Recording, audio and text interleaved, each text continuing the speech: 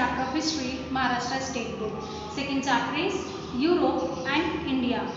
Guys, in the third part we have studied the intellectual revolution in Europe, and in this we have studied like how the society will come out from the blind faith, and after that we have seen the American War of Independence, and in this हमने देखा कि England ने declare किया था war किसके साथ, सो America के साथ, and after that we have seen the final stage कि America got the success, America को आज़ादी मिली, आज़ादी इट मीन्स अमेरिका इंग्लैंड से वॉर में सक्सेस हो गया, जीत गया। अमेरिका को इंडिपेंडेंस कब मिला था, फ्रीडम कब मिली थी, सो 4 जुलाई 1776, fine.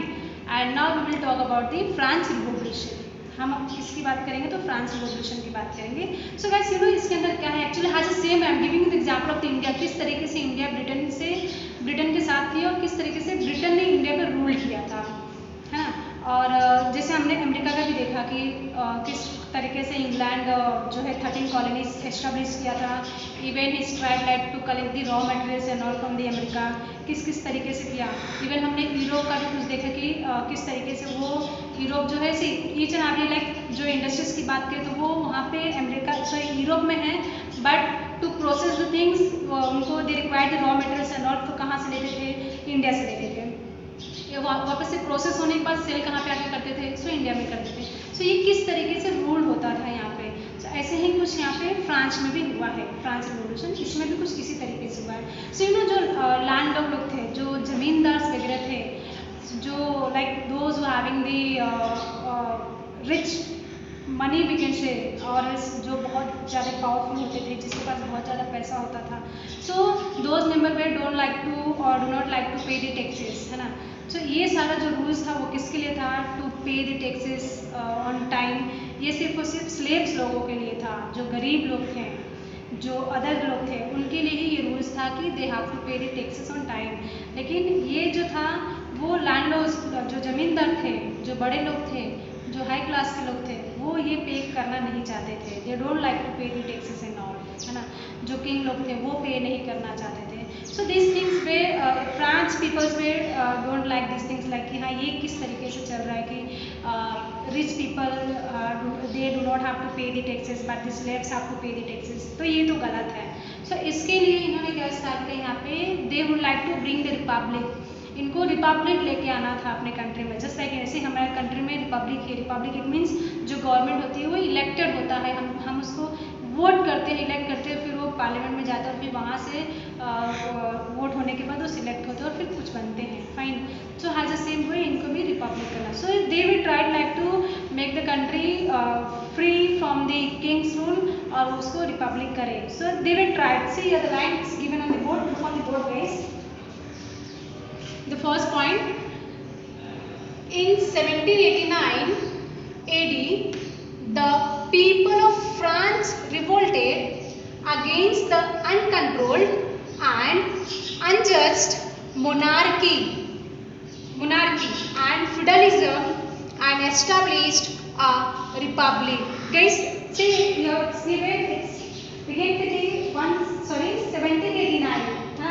And you know guys the meaning of monarchy, you know this meaning of monarchy, it means this kings का रूल, राजाओं का रूल।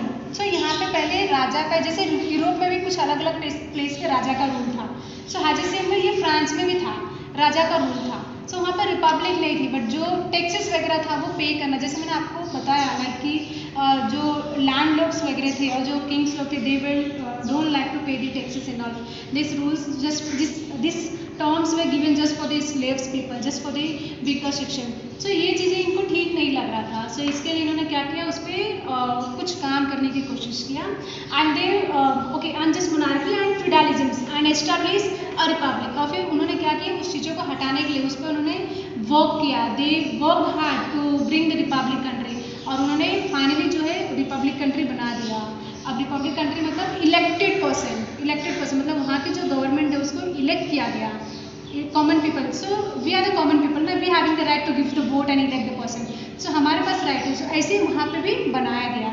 सो अब ये इलेक्टेड पर्सन मतलब वोट करके हम उनको जिताएंगे, अब वो कहाँ जाएंगे, पार्लियामेंट में जाएंगे, और फिर पार्लियामेंट में जाने के बाद में वहाँ से भी इलेक्ट किया जाएगा और फिर उसमें से प्राइम मिनिस्टर्स वगैरह बना सकते हैं। सो यहाँ पे यहाँ पे रूल्स कैसा चलता था, like example I am giving कि जो किंग है, सो ऐसा नहीं है कि किंग की डेथ होने के बाद उसका बेटा किंग बन जाए, ऐसा नहीं होना चाहिए। सो पहले वो वैसा ही होता था मोस्ट प्रोबेबली। सो ये चीज़ें यहाँ पे नहीं होना चाहिए, इसके लिए उन्होंने क्या किया, चीज़ों को चेंज करने की कोशिश किया। अब लाइक एग्जाम्पल प्रेसिडेंट है, तो after the death of president, क्या प्रेसिडेंट का बेटा ही प्रेसिडेंट बनेगा? सो नहीं, it's wrong. So for this we have to arrange the election and then elect, वापस से इलेक्शन होने के बाद उसको हम सिलेक्ट करें, ऐसा कुछ रूल्स होना चाहिए। सो इसके लिए इन्होंने उस सोसाइटी को क्या किया, रिपब्लिक बनाया। So he establish the federalism and establish the republic, France वाले ने। And this one is a world history guys, ये हमारे हिस्ट्री का एक रिकॉर्ड है। इट्स लाइक कि American war of independence which we have seen at the last video, and this one France revolution, ये हमारे वर्ल्ड की record history and all the countries were inspired. इन्होंने ना एक्चुअली ये चीज़ें लाने के बाद he also bring the 3 values, इन्होंने 3 अलग अलग वर्ड लेके आए 3 वैल्यूज का। सो सी द वर्ड कुछ ऐसा है, liberty, liberty, second is equality, and the third one is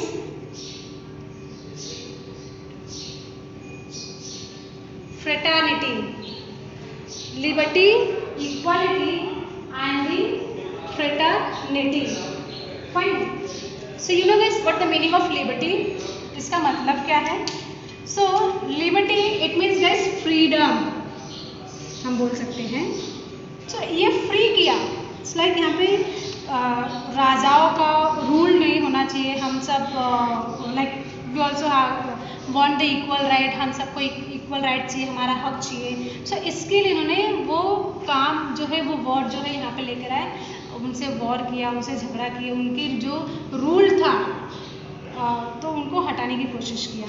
so he bring the liberty that is the freedom, equality it means to give the equal treat to each and every common people और else each and every slaves people, जो गरीब थे, जिनके पास कुछ नहीं था, उनको भी बराबरी का अधिकार मिलना चाहिए, ये चीज़ें। And the last is fraternity, it means guys brotherhood, it means brotherhood, हम सब एक है, वी ऑल आर वन, हम सब एक हैं।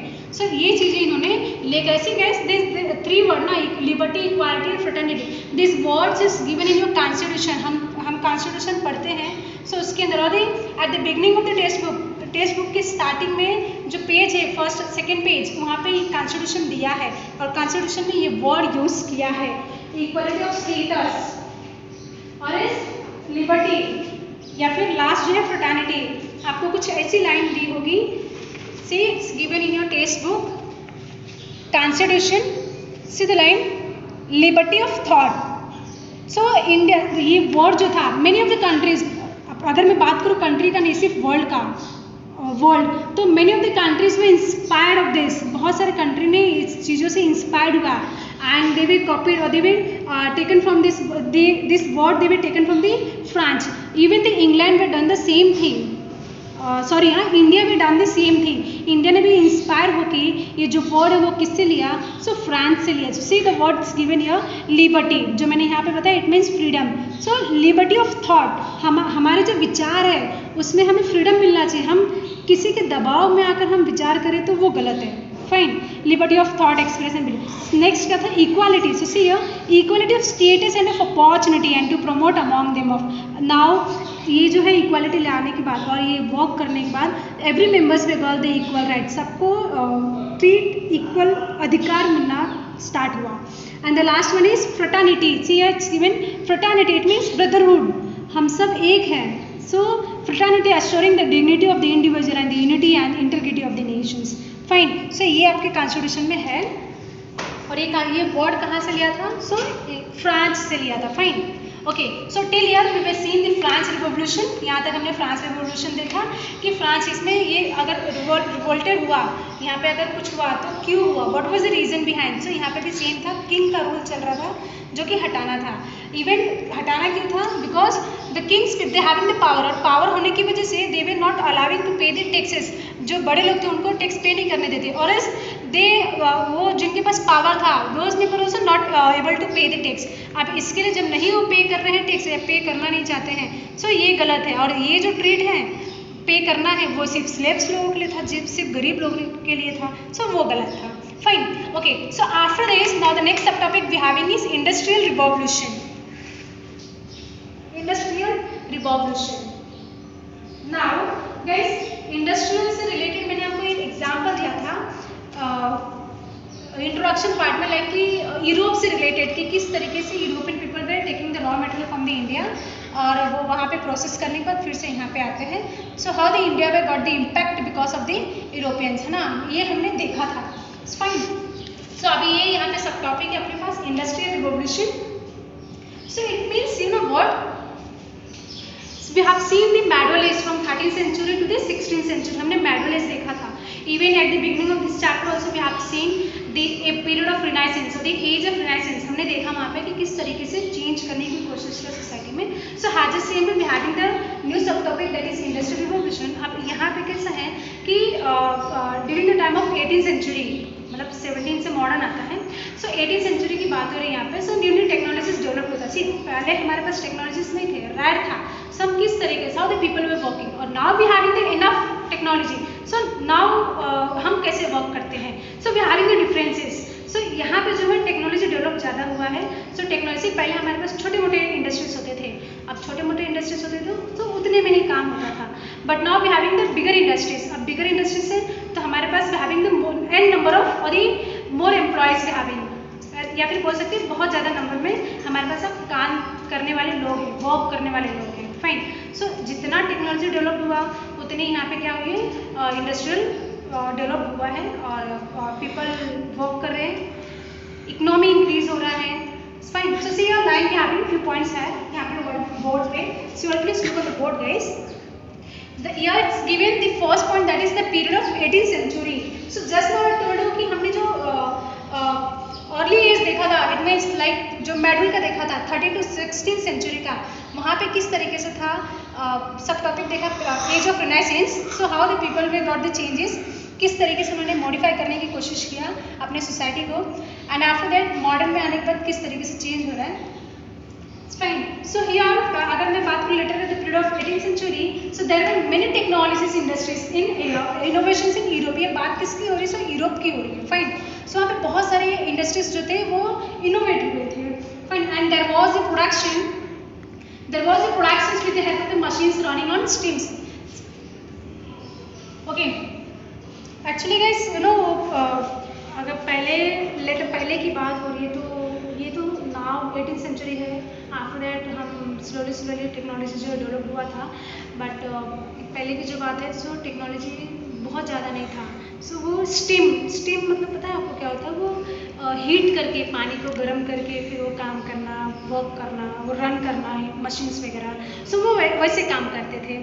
But once the European peoples were got the developed in the technologies, so they were started using the technologies और फिर बड़े बड़े इंडस्ट्रीज बनाना स्टार्ट कर दिए। जैसे ही ये डेवलप हुआ टेक्नोलॉजीज वगैरह का, सो बड़े बड़े छोटे मोटे इंडस्ट्रीज से कॉटेज इंडस्ट्रीज, छोटे मोटे इंडस्ट्रीज से बड़ा इंडस्ट्रीज डेवलप हुआ और फिर वर्क करना स्टार्ट हुए। प्रोसेस होने के बाद वो दूसरे कंट्रीज में लाकर क्या करते थे, अपने जो भी प्रोडक्ट था उसको सेल करते थे। Fine, so now again look on the board. Okay, so productions with the help of the machines running on the stems, जो मैंने आपको बताया पानी वगैरह से हीट करना फिर मशीन्स को रन करवाना वो है। So the cottage industries were replaced by big factories. So just now I told you at the starting of this कि जो छोटे मोटे इंडस्ट्रीज थे वो क्या हो गए, बड़े इंडस्ट्रीज में रिप्लेस हो गए। सो रीजन बिहाइंड इज टेक्नोलॉजी। पहले कैसा था, टेक्नोलॉजी नहीं था, सो टेक्नोलॉजी नहीं होने की वजह से वो छोटे मोटे में काम चलाते थे। इवन पहले लाइट नहीं रहता था, इलेक्ट्रिसिटी बहुत कम होती थी, बहुत कम मिलती थी, सो वो कैसे यूज़ करते थे मैंने बताया, हीट करने वगैरह के लिए। So they were using the hot waters and all. Fine, and next point we having is railway and steamer became the mode of transportation.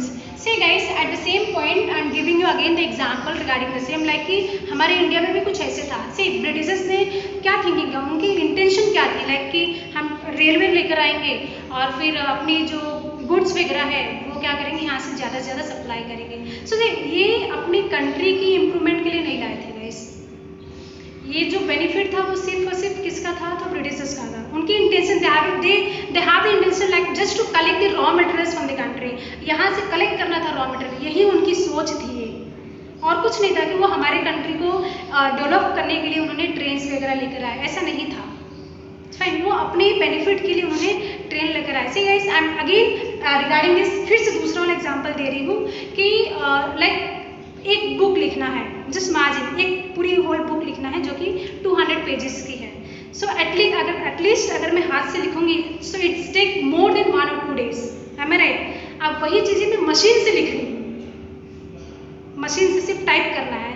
सो यहाँ पे we all are saving the time, हम सब time save कर रहे हैं, as well as we also saving the energy, हम अपनी energy भी सेव कर रहे हैं, साथ में हम टाइम भी सेव कर रहे हैं। सो ये जो सोच था ये किसने लगाया था, अंग्रेजों ने लगाया था, ब्रिटिशर्स ने ऐसा सोचा था कि हम यहाँ से गुड्स जो है बाय वर्किंग अगर लेके जाएंगे वहाँ पे या बुलोगॉट से लेकर जाएंगे, so it's take lot of time. So instead of using this things और दिस रोड, हमें कुछ टेक्नोलॉजी लेकर आना चाहिए। सो इन्होंने क्या लाया, यहाँ पे ट्रेन्स वगैरह स्टार्ट किया। सो अपने फ़ायदे के लिए स्टार्ट किए थे, फाइन, हमारे लिए नहीं। हाँ, ये है कि आप आज जो है instead of using this train, हम जो है सॉरी हाँ, ट्रेन के साथ साथ पैसेंजर तो जाते ही हैं उस पर, लेकिन apart from the using this और हम गुड्स भी उससे सप्लाई करते हैं ट्रेन पे। सो आज वो दोनों फ़ायदा होता है, बट तभी जो था तब भी पैसेंजर जाते थे, लेकिन most probably they were given the importance to the goods. सबसे ज़्यादा अगर इम्पोर्टेंस दिए थे वो लोग, सो अपनी गुड्स पे दिए थे, अपने मटेरियल पे दिए थे, क्योंकि ज़्यादा से ज़्यादा सप्लाई होगा, जितना रॉ मटेरियल मिल रहा है उतना हम जल्दी से जल्दी वहाँ पे सप्लाई करेंगे। Fine, so see the next point. So that's way they brought this railway, और वो ट्रांसपोर्टेशन ज़्यादा से ज़्यादा जो है ट्रांसपोर्टेशन मोड लाने की कोशिश की थी। सो ऐसे ही कुछ कहाँ पे हुआ था, ये किसकी बात हो रही है, हम यूरोप की बात करें। Okay, now next year industrial revolution began in England and then spread in other parts of west. Actually you know guys, यहाँ पे actually बता क्या रहा है, began in England and then spread in other parts of west. See guys, this revolution began in England and then वो start कहाँ से हुआ था, इंग्लैंड से हुआ था, and slowly spread in other parts of the west. धीरे धीरे जितने भी वेस्ट पार्ट में थे, जितने भी अलग अलग जो स्टेट थे, कंट्रीज थी वेस्ट में, वो सब जगह पे प्रोसेस क्या हो गया, धीरे धीरे स्प्रेड हो गया।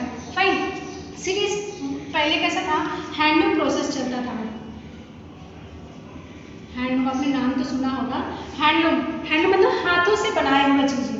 फाइन, पहले सी ऑलियर में we don't have the machines and all, हमारे पास मशीन्स नहीं रहती थी, इट मीन्स मशीन्स था ही नहीं एक्चुअली पहले स्टार्टिंग में। उसके बाद रैरली धीरे धीरे आने लगा, एंड आफ्टर आज तो आप देख सकते हो कि कितने सारे इंडस्ट्रीज है, कितनी सारी मशीन्स अवेलेबल हैं। ये सारी चीज़ें किससे हुआ है, सो टेक्नोलॉजी आने के बाद हुआ। फाइन, सो पहले इवन कपड़ा बनाना, कपड़े की बात करें, मशीन्स बनाना, और हम किसी और चीज़ों की बात करें, कोई भी इंस्ट्रूमेंट का, सो वो हाथों से, मोस्टली हाथों से बनाए जाते थे, है ना। आज तो है सो मशीन्स की हेल्प से पीपल क्या करते हैं, काम कर लेते हैं, राइट। मैंने आपको एक एग्जांपल दिया, एक नोटबुक लिखना है 200 पेजेस का, so it's take too much time, लेकिन वही अगर मैं टाइपराइटर के पास जाऊँ या कंप्यूटर से लिख लूँ, typing with help of typing, so वो हार्डली आपको 2 to 3 आवर्स में सब कंप्लीट हो जाएगा, हार्डली। फाइन, सो ये मशीन क्या करता है, अपना टाइम सेव करता है, as well as it's saving the energy. So पहले मोस्ट प्रोबेबली हैंडलूम्स, हाथों से काम किया जाता था। फाइन, सो गाइस अब यहाँ तक स्टिल यार क्रैप्सिंग लाइक इंडस्ट्रियल रिवोल्यूशन हमने यहाँ तक देखा। फाइन, एंड दिस एज, इसको ही हम क्या बोलते हैं, ये सारा जो रिवोल्यूशन हुआ था, so the age of machines begin and this is known as the industrial revolution. आपका जो टाइटल यहाँ पे दिया है, इसको ही हम क्या बोलते हैं, इंडस्ट्रियल रिवोल्यूशन बोलते हैं। And guys during this period में England enjoyed the industrial prosperity and came to be described as the world factory.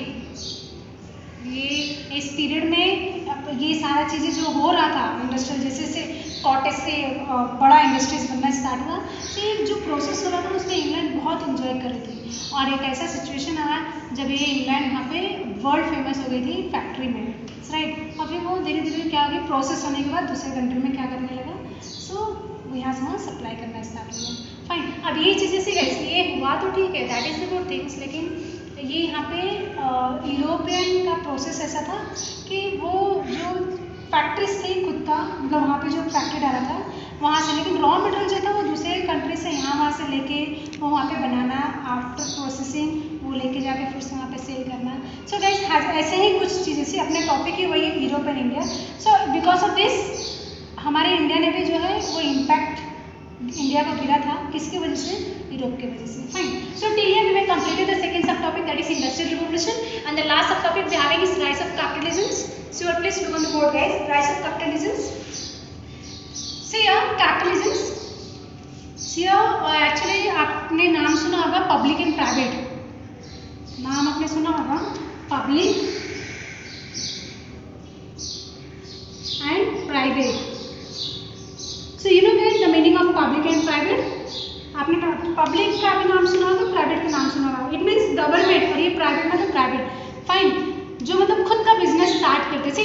यहाँ पे पब्लिक मतलब कैसा है, ये बिजनेस खुद से स्टार्ट नहीं करेंगे, इनको कैसे गवर्नमेंट जो है वो गवर्नमेंट के अंडर में रहकर उनके जो भी काम करना है वो करेंगे, और they have to follow the each and every rules which is given by the government. यहाँ पे क्या है, प्राइवेट कैसा खुद का बिजनेस स्टार्ट कर सकता है और स्टार्ट करता है, बट इसमें कैसा है, इसमें कुछ रूल्स होते हैं गवर्नमेंट के जो वही फॉलो करना रहता है, बाकी सारे नहीं। और यहाँ पे कैसा है, पब्लिक में स्टेप बाय स्टेप। अब स्टेप बाय स्टेप मतलब आप समझ गए होंगे कि जितने भी रूल्स होते हैं गवर्नमेंट यहाँ पे पब्लिक को वो फॉलो करना है, और यहाँ पे जो प्राइवेट में है वो खुद की बिजनेस करना है, जो भी पैसे वगैरह जो भी जितना भी इनकम होता है वो खुद क्या करते हैं, अपना रखते हैं, और जो एम्प्लॉयज उनके अंडर में काम करते हैं उनको सैलरी देते हैं, बट यहाँ पे गवर्नमेंट देखता है ये सारी चीज़ें। Fine, okay, now come to the point.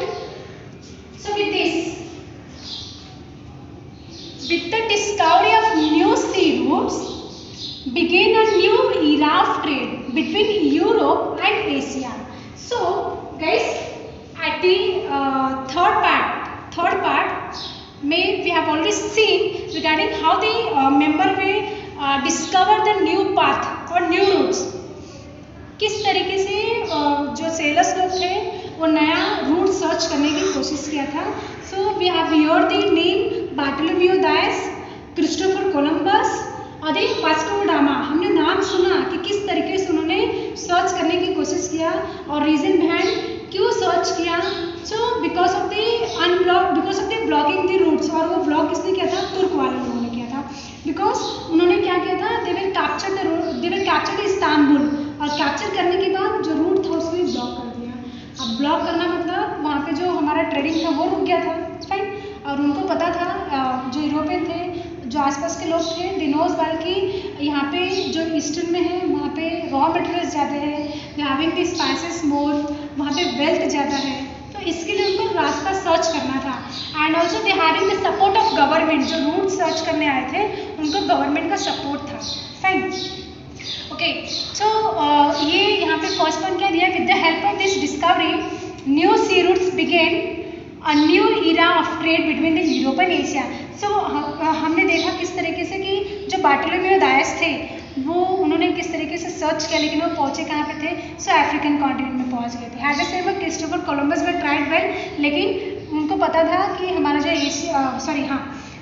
Asia जो है वो ईस्ट में लोकेट करता है, लेकिन उन्होंने यूज़ द लॉजिक लाइक कि मैं अगर वेस्ट से जाऊंगा तो बहुत जल्दी पहुंच जाऊंगा, लेकिन वो कहाँ पे पहुंच जाते हैं, सो ईस्ट कोस्ट ऑफ वो अमेरिका कॉन्टिनेंट में पहुंचते हैं, sorry west coast of American continent में पहुंचते हैं। ओके, हाँ, eastern coast of American continent में पहुंच जाते हैं, और फिर फाइनली वहाँ पे एक नाम होता है, इन्होंने एक अलग डिस्कवर किए रहते हैं अमेरिका कॉन्टिनेंट का। एंड लास्ट जो वास्को ड गामा होते हैं वो केप ऑफ गुड होप को होते हुए कहाँ पहुँचते हैं, सो कैलिकट, भाई कैलिकट पहुँचते हैं वो, और फाइनली उन्होंने रास्ता सर्च कर लेते हैं, और एक बार वापस से जो रूट है वो स्टार्ट होता है। सो इट्स गिवन कि हमने वो जो रास्ता है किस तरीके से सर्च किया था। Secondly, it was not easy to carry out single handedly, and hence many traders came together and started trade. हाँ, इट्स ट्रू गैस, ये सही है कि जब उनकी प्रोसेस स्टार्ट हुई, so it's not easy for a member like to carry out the things, जो भी चीज़ें चल रहा था आसानी से स्टार्ट कर सके, तो ये इजी नहीं था। सो बिकॉज ऑफ दिस उन्होंने क्या किया, ग्रुप बनाना स्टार्ट कर दिया, अलग अलग ग्रुप बनाए इन्होंने, और फिर जो अपना गुड्स था, जो अपना काम था, वो करना स्टार्ट कर दिए थे। फाइन, सो इट्स यहाँ पे जो दिया था लाइक कि मेनी ट्रेडर्स केम फॉरवर्ड, यहाँ पे है many traders came forward to trade with eastern countries through this sea route. बहुत सारे, इतना ही सब बोल सकते हैं, इंडिया है, चाइना है ना, तो वतनाल है, ऐसे बहुत सारे कंट्रीज जो थे इनके साथ जो ट्रेड करना है वो स्टार्ट हो गया, ट्रेडिंग करना। So because of this reasons they were not, this was not easy to carry out the single handedly, एक ही साथ मतलब एक हाथ से ये काम करना पॉसिबल नहीं था। So that's why they started forming the groups, और ग्रुप में फॉर्म करने के बाद उन्होंने क्या किया, ये ट्रेड स्टार्ट कर दिया। Fine, and this trade, there was the rise of the many trading companies, अलग अलग वाले। So trade with the Oriental countries was very profitable, है ना। ये जो कंट्री थी वो धीरे धीरे क्या हो गई, बहुत ही ज़्यादा फायदेमंद हो गया। मतलब अब जब बिजनेस स्टार्ट हो गया है तो फ़ायदा तो होगा ही, और वो भी एक साथ में, मतलब एक पर्सन से वो काम पॉसिबल नहीं था। सो ग्रुप में रहकर वो काम किए तो ज़्यादा प्रॉफिट होना स्टार्ट हो गया था। Fine, and European rulers, see the next point, European rulers started giving military products। See guys, जब ये स्टार्ट हो गया तो यूरोपियन के मेंबर ने क्या किया, वहाँ पे मिलिट्री प्रोडक्शंस दे दिया, ताकि मतलब कुछ प्रॉब्लम्स हो या कुछ चीज़ें हो, मतलब कुछ भी क्रिएट होता है अगर प्रॉब्लम्स, सो ये लोग क्या करेंगे, उसको देखेंगे। Right, so European rulers started giving the military productions and trade concessions. Concession मतलब आई थिंक आपको पता होगा, लाइक कुछ बेनिफिट देना, कुछ फ़ायदा देना। सो ये काम यूरोपियन ने स्टार्ट किया था। And trade transactions to this trading companies, जो अलग अलग कंपनी स्टार्ट हुई थी, सो उनको क्या देना स्टार्ट किया, कंसेशन, कुछ बेनिफिट देना स्टार्ट किया उन्होंने, ताकि मतलब जो हमारी गुड्स है, जो हमारी मटेरियल्स है, वो अच्छे से एक्सपोर्ट और इम्पोर्ट हो सके। Fine, so and this led to the accumulation of wealth in Europe. धीरे धीरे वहाँ पर क्या हो गया, वेल्थ बढ़ना स्टार्ट हो गया। This property was used in the form of capital for trade and company and the commerce, which led to the rise of capitalist economy system in Europe. Fine. So हमने यहाँ तक देखा rise of capital किस तरीके से बढ़ा। एक सबसे पहले तो एक नया रोड सर्च किया, which the new geographical discoveries which we have seen in last video, किस तरीके से उन्होंने सर्च किया था, है ना। पीपल ट्राई किए थे सर्च करना, लेकिन कोई अफ्रीका पहुंच गया, अफ्रीकन कॉन्टिनेंट, सो कोई ईस्टर्न कोस्ट ऑफ अमेरिका पहुंच गया। Finally Vasco da Gama Cape of Good Hope से होते हुए कैलिकट केरला पहुंचते, और एक रास्ता मिलता है, और फिर वहाँ से बहुत लोग आना जाना स्टार्ट होते हैं, और फिर धीरे धीरे क्या स्टार्ट होता है, उनका ट्रेडिंग स्टार्ट हो जाती है। और फिर ये जो ट्रेडिंग स्टार्ट होता है, सो ये एक पर्सन से काम नहीं हो पाता है, और इट्स ईजी नहीं होता है, तो वो क्या करते हैं, ग्रुप बनाना स्टार्ट करते हैं। ऐसे कुछ हमारे कंट्री में भी हुआ था, आपने नाम सुना होगा, east India company. Fine, so ये ईस्ट इंडिया कंपनी जो है वो अंग्रेज़ ने ही डाला था। शायद से हुए यहाँ पर कुछ ऐसी चीज़ें दी है ना।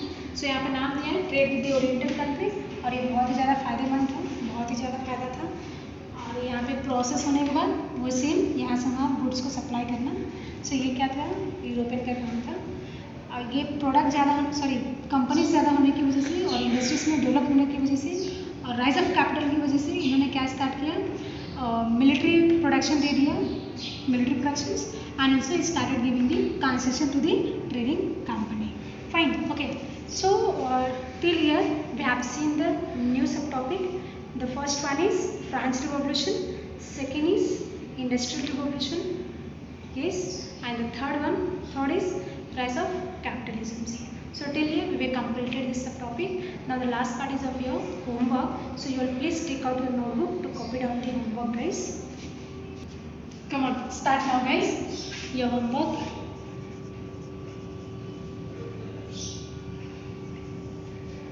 Question number 1.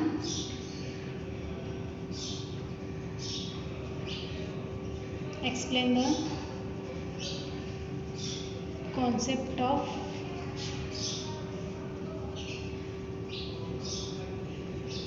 capitalism. Fine.